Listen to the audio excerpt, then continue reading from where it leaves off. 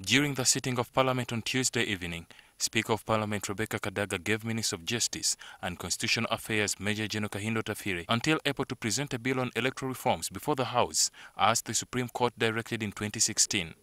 Government should take... So please, Honourable Minister, the review is not our business. What we want is the electoral reforms. And I want you to respond to the command of the Supreme Court in full.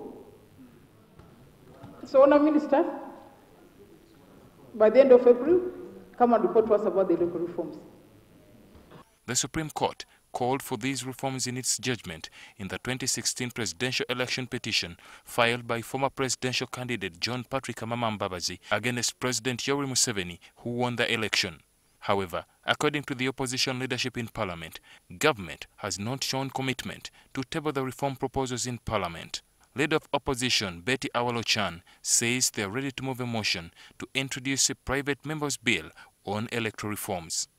That with the permission of the Speaker and in conformity with our rules of procedure, the opposition will be presenting to Parliament all the necessary bills required for reforming and facilitation of the holding of a free and fair elections. The areas the opposition want to be addressed include introduction of a federal system of government, the establishment of an independent electoral commission. A presidential candidate who garners 10% of the national vote automatically becomes an ex-officio member of Parliament, removing army representatives in Parliament.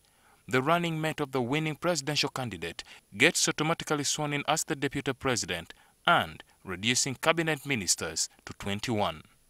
As opposition, we cannot fold our hands and let the NRM-appointed Electoral Commission prepare and serve our nation another sham election.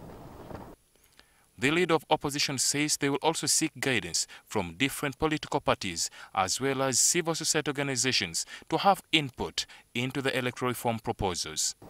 We will soon be visiting political party and civil society offices to consult on further necessary modifications. Thank you for God and my country. Ali Mivule, NTV.